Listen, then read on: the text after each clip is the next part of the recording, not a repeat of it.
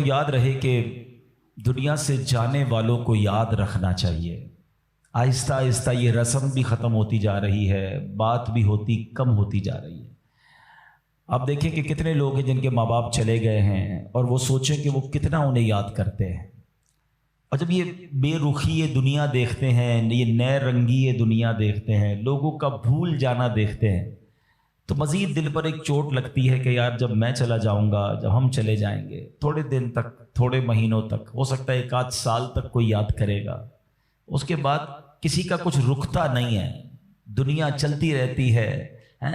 وہ کہتے نا، ایک قبر پر ایک کتبہ لگا ہوا تھا، مجھے لگتا تھا میں اہم تھا اور یہی میرا وہم تھا۔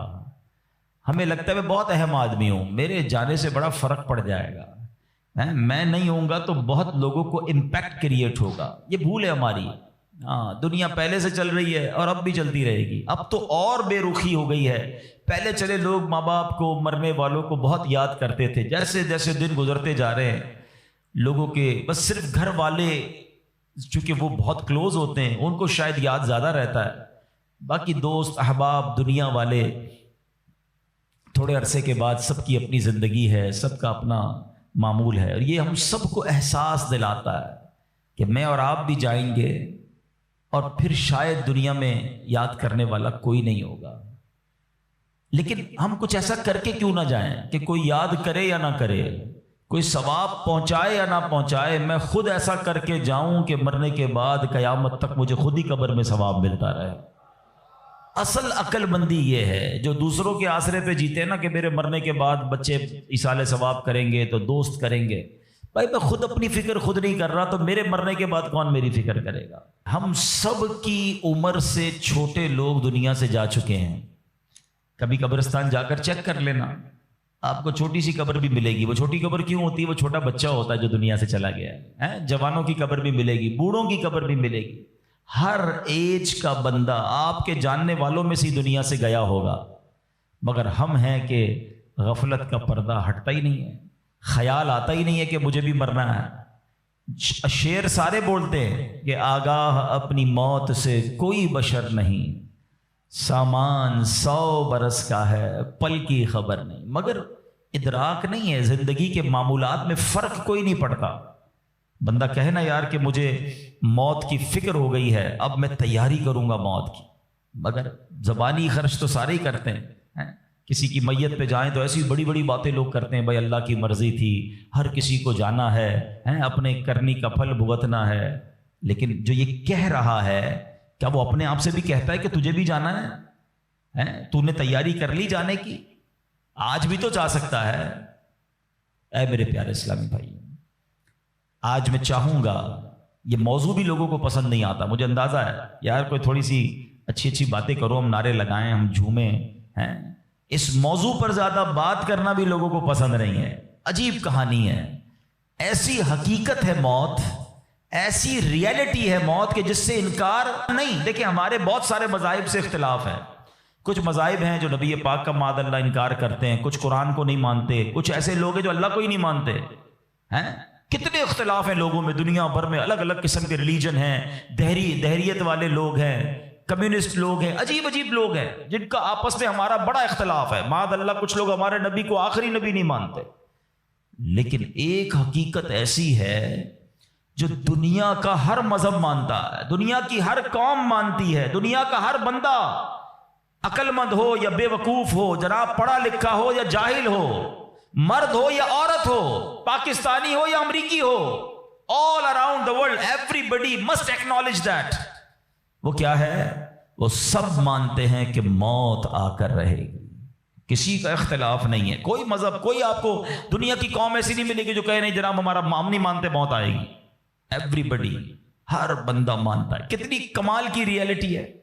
اچھا سارے لوگ یہ بھی مانتے کہ پتہ نہیں کب آئے گی۔ ایک تو ہونا کہ بھائی کچھ لوگ کہتے ہیں ہاں موت آئے گی مگر ہم کو پتہ ہے، nobody knows، کسی کو بھی نہیں پتا کب آئے گی، یہ پتہ ہے آئے گی اور بچ کوئی نہیں سکتا۔ یہ ایسی ریئلٹی ہے، مگر پھر بھی اس پر بات کرنے کے لیے کوئی تیار نہیں ہے۔ ذرا چار دوست مل کر موت پہ بات کرے کہ یار کوئی اور بات کرو یار۔ کمال ہے، آپ نے اور میں نے ایک مہینے بعد لاہور جانا ہو، 2 مہینے بعد یورپ جانا ہو، کسی کو بھی جانا ہو، وہ ابھی سے باتیں شروع کر دیتے ہیں، یار کیسے جائیں گے، فلائٹ کیسی ہوگی، ٹرین کا ٹکٹ ملے گا کہ نہیں، وہاں جہاز، وہاں کرنسی کون سی چلے گی۔ اچھا صرف نیت کی ہے اور باتیں شروع، ڈسکشن شروع، مشورے شروع، جب تک جائیں گے نہیں روز باتیں کریں گے۔ ادھر جانا نہیں جانا پتہ نہیں ہے، مگر تم روز بات کر رہے ہو۔ جدھر جانا کنفرم ہے اور کب جانا یہ بھی نہیں پتا، آج بھی جا سکتے ہو، اس کے لیے کوئی بات نہیں کرے گا، اس کے لیے کوئی ڈسکشن نہیں، اس کے لیے کوئی تیاری نہیں۔ سوچئے، چلے آپ کہتے ہیں یار یہ دعوت اسلامی والے موت پر بہت بات کرتے ہیں، آخرت پر بہت بات کرتے ہیں، بہت ڈراتے ہیں۔ چلو بھائی، ہم اور آپ موت پر بات نہیں کرتے، ہم بات نہیں کریں گے تو کیا مرنے سے بچ جائیں گے؟ ہیں، اس حقیقت سے نکل جائیں گے؟ آنکھیں بند کرنے سے مصیبت جاتی نہیں، فیس تو کرنا ہی پڑے گا۔ تو آج انشاءاللہ مختصر سے وقت میں ہم سب کی زندگی کی سب سے بڑی جو حقیقت ہے نا، وہ ہے موت۔ آج اس پر کچھ بات کرتے ہیں۔ اللہ کرے کہ آج کا بیان ہم سب کے دلوں سے غفلت کا پردہ ہٹائے اور ہم اپنی موت کی تیاری کرنے کی کوشش میں لگ جائیں۔ امام محمد غزالی علیہ رحمۃ اللہ الوالی لکھتے ہیں کہ بنی اسرائیل کا ایک بڑا مغرور شخص تھا، بڑا ایروگنٹ تھا، بڑا اس کا کر و فر تھا، ایک بند کمرے میں بیٹھا تھا۔ اچانک ایک شخص کمرے میں داخل ہوا اور اس مغرور شخص کی طرف لپکا، تو وہ بڑا تکبر والا آدمی تھا، وہ بڑا غصے میں آ گیا اور کہتا کہ تم ہو کون؟ میرے کمرے میں آ کیسے گئے؟ تمہیں آنے کی اجازت کس نے دی؟ تم جانتے نہیں میں کون ہوں؟ تو جو اندر آنے والا شخص تھا وہ کہتا ہے مجھے اس گھر کے مالک نے اجازت دی ہے، اور میں وہ ہوں جسے کوئی دربان روک نہیں سکتا، میں وہ ہوں جس کو کسی سے اجازت لینے کی ضرورت پڑتی نہیں ہے، مجھے کسی کا دبدبا ڈرا نہیں سکتا، نہ ہی مجھ سے کوئی مغرور اور سرکش شخص بچ سکتا۔ اب جیسے ہی یہ باتیں سنی نا، تو مغرور شخص جو تھا وہ ڈرنے لگا، وہ کانپنے لگا، وہ گھبرا گیا۔ وہ کہتا ہے کہ آپ تو ملک الموت معلوم ہوتے ہیں، کیونکہ جس کو کوئی نہیں روک سکتا، جس کو کسی کی اجازت کی ضرورت نہیں ہے، جس کو کسی کا دبدبا کر و فر ریزسٹ نہیں کر سکتا، وہ ملک الموت کے سوا تو کوئی نہیں۔ لگتا ہے آپ ملک الموت ہیں؟ تو فرماتے ہاں میں ملک الموت ہوں۔ اب وہ شخص تو بڑا گناہگار تھا، وہ رونے لگا، چیخنے لگا کہ حضور تھوڑی سی مہلت دے دیں، کچھ نیکیاں کر لوں، توبہ کر لوں، اللہ کو راضی کر لوں، ابھی میری روح قبض نہ کریں۔ ہائے ہائے، ملک الموت فرماتے تمہاری سانسیں پوری ہو گئی ہیں، اب تمہیں کوئی ٹائم نہیں ملے گا۔ اگر تم نے، وہ پوچھتا ہے حضور مجھے کہاں لے جایا جائے گا مرنے کے بعد؟ فرمایا اس مقام پر جہاں تو نے اعمال بھیجے ہیں، اس گھر کی طرف جو تو نے تیار کیا ہے۔ وہ شخص کہے گا حضور میں نے تو کوئی گھر تیار نہیں کیا، کوئی نیکی آگے نہیں بھیجی۔ ملک الموت فرماتے ہیں پھر تمہیں بھڑکتی آگ کی طرف لے جایا جائے گا، جہاں تمہارے گوشت پوشت وہ آگ نوچ لے گی۔ یہ کہہ کر ملک الموت نے اس شخص کی روح کو قبض کیا، اس کے پورے گھر میں کوہرام مچ گیا، گھر والے رونے لگے۔ اے میرے پیارے اسلامی بھائیوں، یہ واقعہ ہم سب کو کیا سکھا رہا ہے کہ جب موت آنی ہے نا، جب وہ وقت آ جانا ہے، تو پھر 1 منٹ بھی آگے پیچھے نہیں ہو سکے گا، کوئی اس کو ڈیلے نہیں کر سکے گا، بلکہ جس حالت میں ہوں گے نا اسی حالت میں روح قبض کر لی جائے گی۔ ہماری موت کا وقت لکھا ہے، مقام بھی لکھا ہے، یہ چینج نہیں ہو سکتا۔ اگر موت سمندر میں لکھی ہے تو $2.5 لاکھ دے کر بھی بندہ وہاں پہنچتا ہے جہاں موت لکھی ہے۔ اگر موت کشتی سے ڈوب کر ہونا لکھی ہے تو 22 لاکھ دے کر بھی سینکڑوں لوگ ہمارے وطن سے جاتے ہیں اور ان کی موت یورپ کے سمندر میں جا کر ہو جاتی ہے۔ اللہ پاک جو بھی ان میں مسلمان ہیں سب کی مغفرت فرما، مگر میں نے اور آپ نے اس سے عبرت کیا لی کہ بندہ وہاں پہنچے گا جہاں اس کی موت لکھی ہوئی ہے۔ ایک بار حضرت سلیمان علیہ نبینا علیہ الصلوۃ والسلام کی بارگاہ میں ایک شخص بیٹھا تھا۔ آپ کی بارگاہ میں ملک الموت آئے اور اس شخص کو ذرا گھور کے دیکھنے لگے، واپس چلے گئے۔ وہ شخص کہتا حضور یہ کون تھے جو آئے تھے اور مجھے گھور کے دیکھ رہے تھے؟ فرمایا یہ ملک الموت تھے۔ کہتا حضور لگتا ہے میری روح قبض کرنے والے ہیں، آپ مہربانی کریں، آپ کی تو ہوا پر حکومت ہے، آپ ہوا کو حکم دیں کہ ہوا مجھے اڑائے اور مجھے ہندوستان لے جائے. حضرت سلیمان بیت المقدس کے علاقے میں رہتے تھے نا. آپ نے حکم فرمایا, ہوا نے اس بندے کو اٹھایا اور ہندوستان پہنچا دیا. کچھ دنوں کے بعد پھر ملک الموت آیا حضرت سلیمان علیہ السلام کی بارگاہ میں. آپ نے فرمایا تم میرے ساتھی کو کیوں گھور رہے تھے جب آئے تھے تو؟ کہ میں حیران تھا کہ میرے پاس یہ لکھا ہوا تھا اللہ کی طرف سے کہ تھوڑی دیر بعد مجھے اس کی روح ہند میں قبض کرنی ہے, اور وہ آپ کے پاس بیٹھا ہوا تھا. اللہ اکبر. حضرت سلیمان نے کہا میں نے ہی تو حکم دیا, اور ہوا نے اسے ہند پہنچایا. اور جب وہ ہند پہنچا تو پرٹیکولر ٹائم پر اسی مقام پر اس کی روح کو قبض کر لیا گیا. ہائے ہائے ہائے, یہ ہے میری اور آپ کی حقیقت. دوڑتے رہتے ہیں, بھاگتے رہتے ہیں, پلاننگ ہے کہ ختم نہیں ہو رہی, فکریں ہیں کہ ختم نہیں ہو رہی, ہر وقت بیٹھے ہیں اگلا پلان کیا ہے, 5 سال کا, 10 سال کا. ایک دکان ہے تو 2 دکانیں, ایک گھر ہے تو 2 گھر, بڑا گھر, ہوادار گھر ہے, نوکری ہے تو کاروبار کرنا ہے, ملک سے باہر جا کر جناب پیسے کمانے, یہی سوچ ہے بس. اس پورے شیڈول میں موت کہاں ہے؟ اس پوری تیاری میں موت کہاں ہے؟ ایک دن ہوگا کہ اچانک اچک لیے جائیں گے. سیٹھ جی کو فکر تھی ایک ایک کے 10 کیجئے, موت آ پہنچی کہ حضرت جان واپس کیجئے. اور آپ کو پتا ہے جس عالم میں میں اور آپ ہوں گے, بڑی میں اہم بات کرنے جا رہا ہوں. یہ آپ نے دیکھا نا کہ حضرت سلیمان نے حکم فرمایا تو ہند پہنچا, کوئی کشتی میں تھا اس کی موت وہاں تھی, کوئی سمندر پانی کے اندر ہزاروں فیٹ نیچے جانا تو اس کی موت وہاں لکھی تھی. اس کا مطلب تو یہ ہوا کہ میں کہیں بھی کسی بھی مقام پر مر سکتا ہوں, میری موت پتہ نہیں کہاں لکھی ہے. اب ذرا غور کیجئے, ہم سب پتہ ہے کیا چاہتے ہیں کہ موت کے وقت ہم سجدے میں ہوں. چاہتے ہیں نا اللہ کرے اللہ کے گھر میں موت آئے, کلمہ پاک پڑھتے ہوئے موت آئے, تلاوت قرآن کرتے ہوئے موت آئے, نبی پاک پر درود پڑھتے ہوئے موت آئے, اللہ ایسا کرم کر دے کہ مدینہ منورہ میں موت آئے, گنبد خضرا کے سامنے موت آئے. یہی تصورات ہے نا, ایک مسلمان چاہتا یہی ہے کہ یار موت آئے تو کسی اچھے عالم میں ہو, کسی بڑی خوبصورت باوضو نیکی کرتے کرتے دنیا سے جاؤں. تمنا تو سب کی یہ ہے.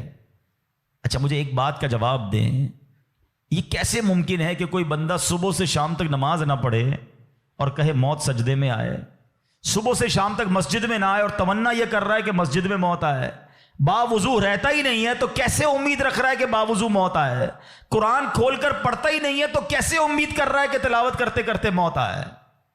جو صبح و شام گالیاں دیکھتا ہے کیا اس کو ڈر نہیں لگتا کہ گالی دیتے دیتے موت آ سکتی ہے؟ جو شراب پیتا ہے اس کو ڈر نہیں لگتا کہ شراب کے نشے میں موت آ سکتی ہے؟ جو بدکاری کرتا ہے اس کو ڈر نہیں لگتا کہ بے حیائی اور بدکاری کرتے ہوئے موت آ سکتی ہے؟ جو تاش کھیلتا ہے, جوا کھیلتا ہے, اس کو ڈر نہیں لگتا کہ مرتے اسی وقت میں تاش کھیل رہا ہوں گا اور مجھے موت آ گئی, تو میں نشہ کر رہا ہوں مجھے موت آ گئی, میں بے حیا اور بدکاری کہ بری بری باتیں ٹیلی فون پر ساری رات کر رہا ہوں اس وقت موت آ گئی. ملک الموت کو منع نہیں کر سکو گے کہ میں غلط کام کر رہا ہوں, ٹائم دے میں توبہ کر لوں. نہیں, جو سجدے میں ہوگا وہ سجدے میں اٹھایا جائے گا, جو درود پڑھتے پڑھتے جائے گا وہ درود پڑھتے پڑھتے اٹھایا جائے گا. سوچے وہ جو شراب میں جائے گا, نشے میں جائے گا, ادھر کیسے اٹھایا جائے گا؟ اب اس کا آسان حل پتہ ہے کیا ہے؟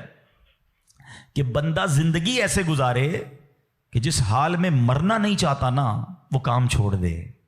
عقل بندی یہ ہے کہ اپنے دن کا شیڈیول ایسا بنائے کہ میں وہ کام ہی نہ کروں جس میں مرنا نہیں چاہتا, ورنہ میں روک نہیں سکوں گا موت کو. آپ چاہتے ہیں اچھی موت ہو؟ میں بتاتا ہوں کس کی اچھی موت آ سکتی ہے. جو ماشاءاللہ 5 ٹائم پابندی سے نماز پڑھتا ہے, جو روزانہ تلاوت قرآن کرتا ہے, جو بار بار تسبیح نکال کر تسبیح بھی پڑھتا ہے, درود بھی پڑھتا ہے, جو دکان پر بھی جاتا ہے تو نماز کا ٹائم ہو تو نماز کے لیے کھڑا ہو جاتا ہے, جو حلال روزی کماتا ہے, جو گناہوں سے اپنے آپ کو بچاتا ہے. ارے اس کی تو 24 گھنٹے میں کبھی بھی موت آنی ہے. سبحان اللہ, وہ رات کو سوتا ہے تو باوضو سوتا ہے, اس نیت سے سوتا ہے کہ فجر میں اٹھنا ہے. رات کو بھی جائے گا تو انشاءاللہ شہید کا مرتبہ پائے گا. دن میں کسی وقت موت آئے گی تو کوئی اچھا ہی کام کر رہا ہوگا نا.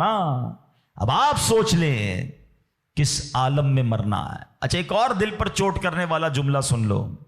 کون کون چاہتا ہے مرتے وقت زبان پر کلمہ طیبہ جاری ہو؟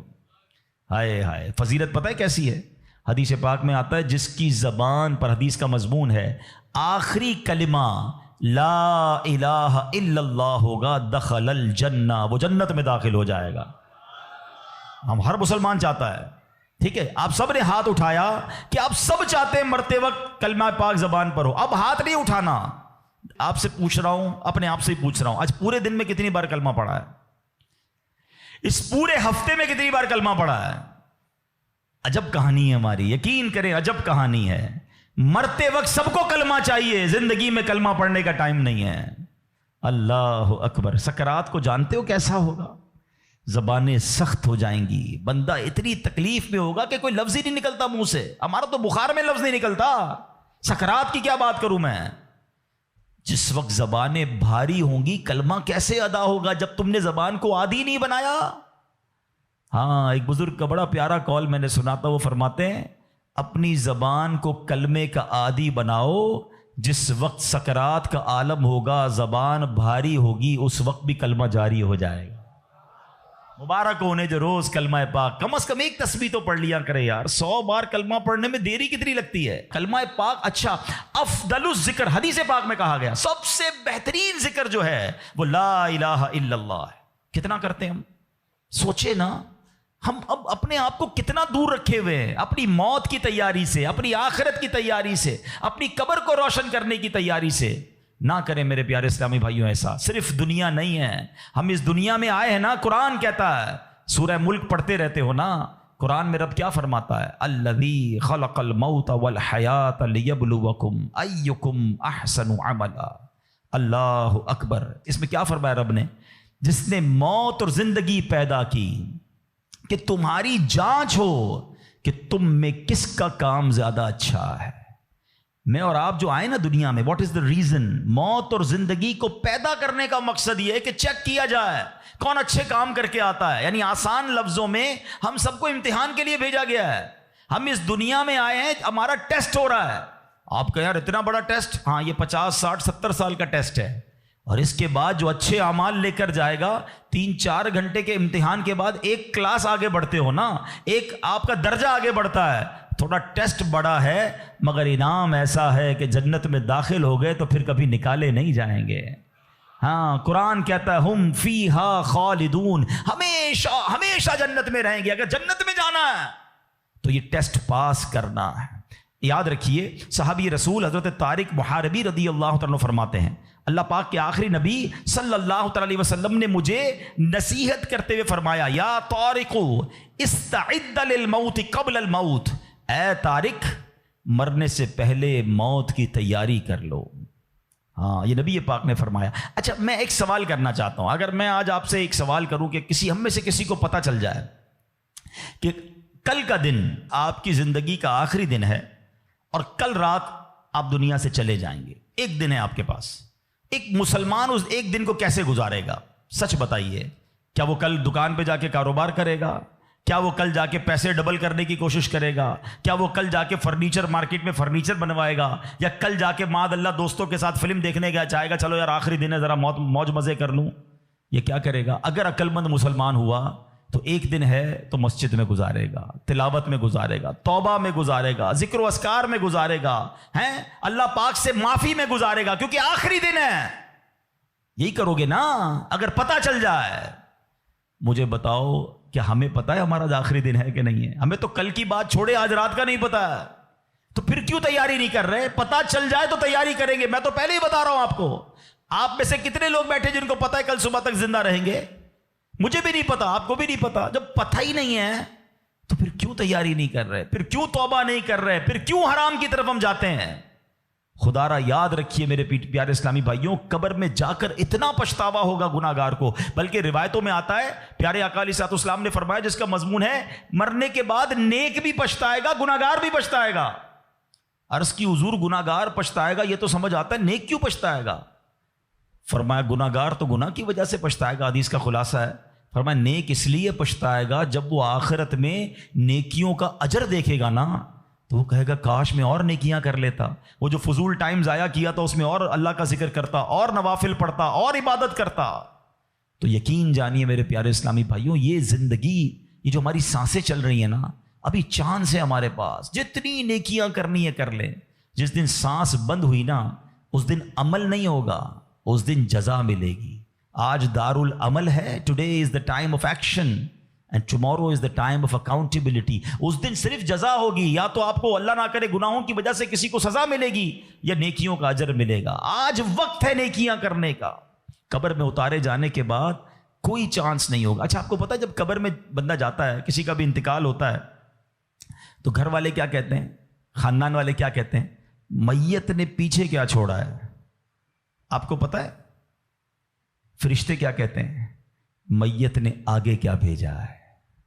اصل یہ بات سمجھ لیجئے گا, ہم نے آگے کیا بھیجا ہے. خوش نصیب ہیں وہ لوگ جو آگے بھیج کر تیاری کر رہے ہیں. وہ ایک واقعہ کئی بار بیانات میں آپ نے سنا ہوگا کہ ایک بادشاہ تھا اور اس نے اپنی سلطنت میں ایک بڑا عجیب سا مقابلہ کروایا. بادشاہ آدمی تھا, جو اس کے دماغ میں اس نے کہا ذرا چیک کرو میری سلطنت میں سب سے بڑا بے وقوف کون ہے. سارے بے وقوفوں کو جمع کیا گیا, بے وقوفوں کا ٹیسٹ لیا گیا. وزیروں نے ایک بندے کو سلیکٹ کیا کہ بادشاہ سلامت یہ بندہ سب سے بڑا بے وقوف, سب سے بڑا بے وقوف کا چیک کر لیا, چیک کر لیا. بادشاہ سلامت نے اپنی سونے کی ہیرے کی مالا اتاری اور اس کو پہنائی کا تمہارا یہ انعام. وہ بے وقوف گھر چلا گیا خوشی خوشی. تھوڑے دنوں بعد اس بے وقوف کو پتا چلا کہ بادشاہ سلامت بہت بیمار ہے. تو جو بے وقوف آدمی تھا وہ کہتا ہے اچھا بادشاہ بیمار ہے, چلو چلتے ہیں بادشاہ سے مل کے آتے ہیں. بادشاہ سلامت کے پاس گیا, واقعی بہت بیمار تھا. کہ بادشاہ سلامت خیر تو ہے, کیا ہو گیا آپ کو. بادشاہ کہتا ہے بس اب تو لگتا ہے زندگی اینڈ پر ہے, اب کہیں اور دوسری دنیا میں جانے کا وقت آ گیا. تھا تو بے وقوف نا. کہتے ہیں آپ کہیں اور جا رہے ہیں. کہاں میں یہ دنیا چھوڑ کر دوسری دنیا میں جا رہا ہوں. تو کہا اب میں دیکھ رہا ہوں آپ کا بہت بڑا گھر ہے, زبردست بیڈ رومز ہیں, آپ جدھر جا رہے ہیں ادھر گھر بنا لیا. تو بادشاہ کہتا ہے ادھر تو میں نے کوئی جھوپڑی بھی نہیں بنائی ہے. اچھا بادشاہ سلامت آپ کے پاس تو کتنا سونا کتنے ہیرے آپ نے مجھے بھی تحفہ دیا, ادھر پیسے بھجوا دیے جہاں آپ جا رہے ہیں. تو کہتا ہے میرے پاس تو وہ پھوٹی کوڑی بھی نہیں ہے. کہ بادشاہ سلامت میں دیکھ رہا ہوں آپ کے خاندان, آپ کے گھر کے باہر خادم خادمائیں کنیزیں غلام, بہت سارا اسٹاف ہے آپ کا, جدھر جا رہے ادھر خادم بھجوایا آپ نے. بادشاہ کہتا ہے ادھر میرا کوئی خادم نہیں بھجوایا میں نے. وہ بیوقوف پتہ کیا کرتا ہے, اپنی مالا اتارتا ہے اور بادشاہ کے گلے میں ڈالتا ہے.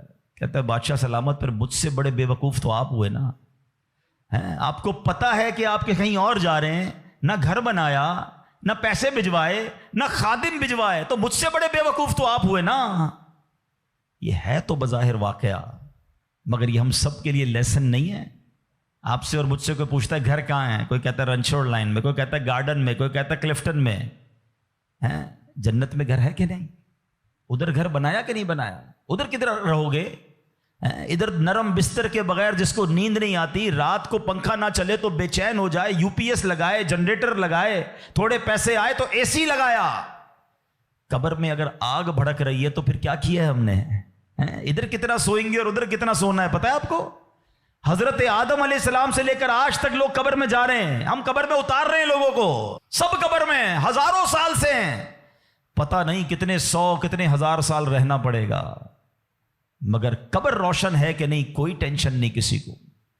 جس کا یہاں نرم بستر ہے نا, جس کو نرم تکیے کے بغیر نیند نہیں آتی, وہ سوچے میں سانپ اور بچھوؤں کے ساتھ کیسے سوؤں گا. قبر نے اگر دبا دیا اور پسلیاں توڑ دی تو میرا بنے گا کیا. اگر قبر میں آگ بھڑکا دی گئی تو میں کدھر جاؤں گا, کس کو پکاروں گا. واللہ قبر کی تیاری کرنی ہے, خدا کی قسم مارے جائیں گے اگر اللہ ناراض ہوا. فکر کرنی دنیا میں ہے, ایکسٹرا ٹائم نہیں ملے گا. آج کل موبائل کمپنیاں میسج کرتی ہیں جناب آپ کا 70% ڈیٹا یوز ہو گیا ہے, ٹاپ اپ کروا لیں, پیسے ڈلوا لیں, 80% ختم ہو گیا, آج کل آخری دن ہے آپ کے موبائل کے پیکج کا. ہم پیسے پکڑ کے ڈلواتے ہیں, یار موبائل بند ہو جائے گا. لیکن ہماری زندگی کا کوئی میسج نہیں آئے گا کہ ایک دن رہ گیا ہے, 70% گزر گئی, 80 گزر گئی, اب 3 دن رہ گئے, توبہ کر لو. نہیں, پتہ نہیں ہوتا. بندہ صبح گھر سے نکلتا ہے اور شام جنازہ آتا ہے, ایسا نہیں ہوتا. خدا را آج کے اس اجتماع کو غنیمت جانیے, غفلت سے باہر آئیے, اپنی بری عادتوں سے ہم توبہ کریں. آپ کو پتہ ہے یہ ہمارے پاس قاصد بھیجے جاتے ہیں, موت کے بھی قاصد ہوتے ہیں. ایک بزرگ کے بارے میں آتا ہے کہ انہوں نے اپنے گھر میں قبر کھدوائی ہوئی تھی. اللہ والے دیکھو کیسے یاد کرتے تھے موت کو, روز قبر کو دیکھتے تھے, قبر میں جا کے لیٹتے تھے. تو ایک وقت آیا اور انہوں نے کہا ٹھیک ہے اب قبر کو بند کر دو، مجھے ضرورت نہیں ہے. تو لوگوں نے کہا کیوں کہہ رہے ہیں ایسا؟ تو انہوں نے فرمایا کہ میں قبر کا یہ تابوت اس لیے رکھا ہوا تھا کہ میں دیکھتا تھا تو مجھے آخرت یاد آتی تھی. اب میری داڑھی میں سفید بال آ گیا ہے، اب یہ سفید بال مجھے موت کی یاد دلاتا رہے گا. آپ کو پتہ ہے اس بالوں کو سفید ہو جانا، آنکھوں کا کمزور ہو جانا، صحت کا ڈھل جانا، کمر کا جھک جانا، اعضاء میں کمزوری آ جانا، یہ سارے موت کے قاصد ہیں. یہ موت آنے سے پہلے پیغام آ رہا ہے تمہارے پاس کہ ڈھل رہے ہو، تیاری کر لو، اب تو تیاری کر لو. مگر ہم ہیں کہ سمجھنے کے لیے تیار نہیں. ابھی تو میں بڑا جوان ہوں، میں تو بالکل فٹ ہوں، ابھی تو بڑی لائف پڑی ہے یار، ابھی تو انجوائے کرنا ہے، ابھی تو بنانا ہے، ابھی تو بزنس کھڑا کرنا ہے. میں نہیں، کون کہتا ہے بزنس کھڑا نہ کرو بھائی؟ مگر اس تمام شیڈول میں موت کو بھی تو لے کر آؤ نا، کہ چلا گیا تو ادھر کیا ہوگا، ادھر میرا کیا بنے گا. ایک حدیث پاک ہے، حدیث پاک کا مضمون ہے کہ مرنے کے بعد بک آف ڈیڈ، اعمال کلوز ہو جائے گا، ٹھیک ہے، سوائے 3 چیزوں کے. اب آج یہ پلان کرنا ہے، آج اگر بیٹھے ہو نا تو کوئی پلاننگ لے کے جاؤ. آقا فرماتے مرنے کے بعد اعمال بند سوائے 3 چیزوں کے. فرمایا نمبر 1، انسان کوئی ایسا علم چھوڑ کر جائے کہ اس کے بعد اس علم سے فائدہ اٹھایا جائے. سبحان اللہ. علماء دیکھیں کیا کمال کی شخصیات ہیں، طالب علم چھوڑ کے جاتے ہیں، اپنی کتابیں بھی چھوڑ کے جاتے ہیں، بخاری شریف، ترمذی شریف، نسائی شریف، ہدایہ شریف، اور آئے تو جناب اعلیٰ حضرت امام اہل سنت کے فتاوی رضویہ، بہار شریعت، صدر الشریعہ کی کتابیں سینکڑوں سال سے لوگ پڑھ رہے ہیں. وہ بزرگ چلے گئے دنیا سے. سبحان اللہ. ہر کتاب چھپ رہی ہے، تفسیر چھپ رہی ہے، حدیثوں کی کتابیں چھپ رہی ہے، اور علماء کو ثواب مل رہا ہے. یہ پہلا آپشن تھا. غور سے میری بات سنیے گا. شاید جتنے یہاں بیٹھے نا ہم اس پہلے آپشن میں ہمارا حصہ نہ ہونے کے برابر ہے. 3 میں سے 1 تو چلا گیا ہمارے ہاتھ سے. میں اس کا حل بتاتا ہوں کہ ہم پہلے آپشن میں کیا کر سکتے ہیں، وہ بعد میں بتاتا ہوں. اب آ جائیں دوسرا آپشن، مرنے کے بعد مجھے ثواب کنٹینیو کیسے مل سکتا ہے. آقا علیہ الصلوۃ والسلام نے فرمایا نیک اولاد جو کہ مرنے کے بعد اپنے والدین کے لیے دعا کرے، ان کے لیے نیکی پہنچانے کا اگر وہ انتظام کرنے والی ہے تو فرمایا یہ اولاد کی وجہ سے اسے قبر میں ثواب ملتا رہے گا. اور تیسرا آپشن میرے آقا نے فرمایا صدقہ جاریہ، کہ بندہ اپنے ہاتھوں سے کوئی ایسا کام کر جائے کہ قیامت تک جو ہے اس صدقے کی وجہ سے اسے نیکیاں ملتی رہیں. اب ان تینوں آپشن میں ہم کیا کر رہے ہیں، اب یہ سوچنا ہے. میں آپ کو مشورہ دیتا ہوں. پہلا آپشن کیا ہے، علم دین. ہم میں سے بہت سارے علماء بن نہیں سکے، مگر اپنے گھر میں ایک عالم تو بنا سکتے ہیں نا. دعوت اسلامی الحمدللہ جامعۃ المدینہ بناتی ہے، دنیا بھر میں بناتی ہے. آپ عالم بنیں یا اپنے بچوں کو عالم بنائیں. آپ کو لگتا ہے یہ بھی نہیں ہو پا رہا تو کم از کم میرا حصہ ہونا چاہیے، علم دین سے بھی مجھے ثواب ملنا چاہیے. تو پھر عالم دین کی خدمت گار بن جائیں آپ. اس طرح کے مدارس، جامعات جو دعوت اسلامی بنا رہی ہے، بنانے میں یا اس کو چلانے میں اپنا حصہ ملائیں، تاکہ یہ جو دین کا کام کریں گے مجھے وہاں سے بھی مرنے کے بعد ثواب ملتا رہے. پہلا آپشن. دوسرا نیک اولاد. یہ آج کے دور میں ہے بڑا مشکل، لیکن اپنی اولاد کو ہمیں نیک بنانا ہے، کیونکہ یہ مرنے کے بعد میرے لیے یہی انشاءاللہ دعاؤں کا ذریعہ بنے گی، صدقہ جاریہ کا باعث بنے گی. تو دعوت اسلامی کے مدارس المدینہ ہیں، جامعۃ المدینہ ہیں، اس میں اپنے بچوں کو داخل کروائیں کہ بچہ حافظ بن گیا، عالم بن گیا تو انشاءاللہ مرنے کی بچیاں اپنے گھر کی اسلامی بہنوں کو عالمہ بنائیں، تو انشاءاللہ یہ ہمارے لیے صدقہ جاریہ کا باعث بن جائے گا. اور تیسرا میں سمجھتا ہوں سب سے زیادہ آسان ہے کہ وہ میں اپنے ہاتھ سے ہی کر سکتا ہوں، اپنے ہی مال سے کر سکتا ہوں نا، اور وہ ہے صدقہ جاریہ. مشورہ دیتا ہوں، اللہ نے نوازا ہے نا تو کم از کم ایک مسجد زندگی میں بنا لیں. میرے نبی علیہ الصلوۃ والسلام کے سچے وعدے ہیں، جو اللہ کے لیے مسجد بناتا ہے اللہ اس کے لیے جنت میں گھر بناتا ہے. ہاں یہ وہ صدقہ جاریہ ہے، بندہ چلا جائے دنیا سے ثواب ملتا رہے گا. اچھا اگر پوری مسجد نہیں بنا سکتے، مسجد میں حصہ ملا دیں. دعوت اسلامی تو پوری دنیا میں بنا رہی ہے نا.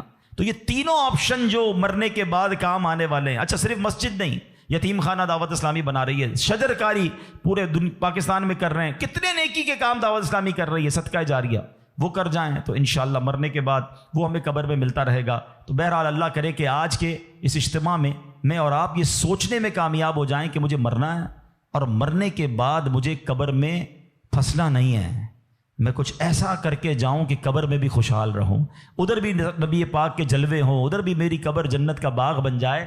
تو اللہ کرے کہ ہم سب اس سوچ کے حامل بن جائیں کہ مجھے مرنا ہے اور پتہ نہیں کب مرنا ہے، تو جب بھی مرنا ہے انشاءاللہ کلمے کے ساتھ مرنا ہے، انشاءاللہ نیک اعمال کرتے کرتے مرنا ہے، اور انشاءاللہ ایمان سلامت لے کر جانا ہے۔ تو اس کے لیے زندگی اچھی گزارنی ہوگی۔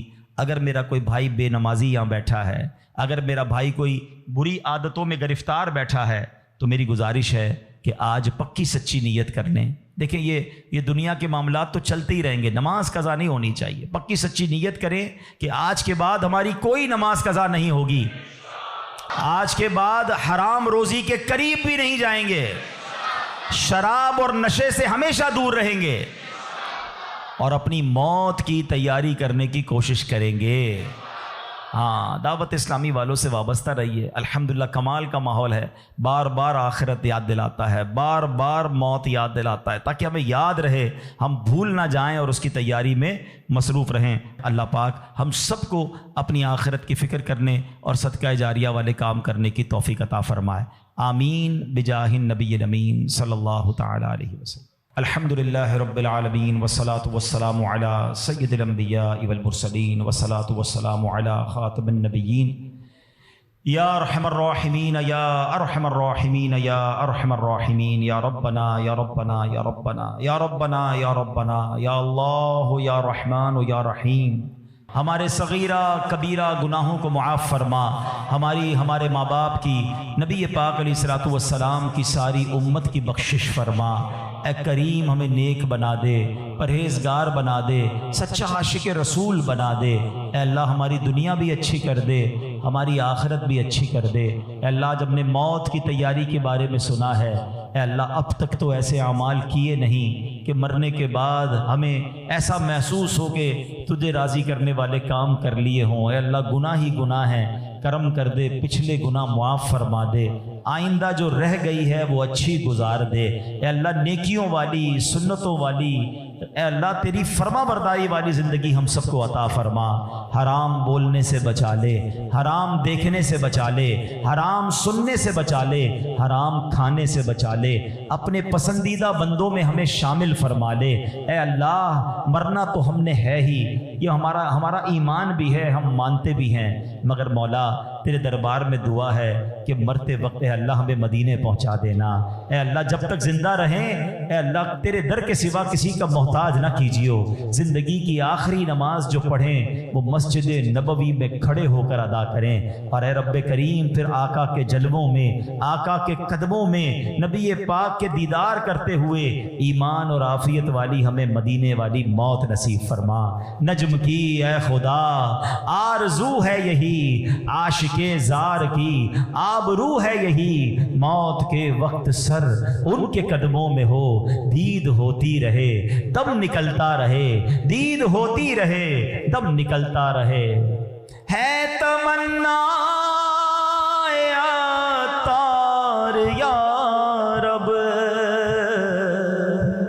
ان کے جلووں میں یوں موت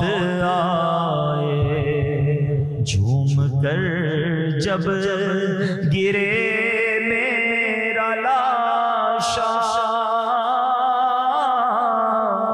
تھام لے بڑھ کے شاہ مدینہ۔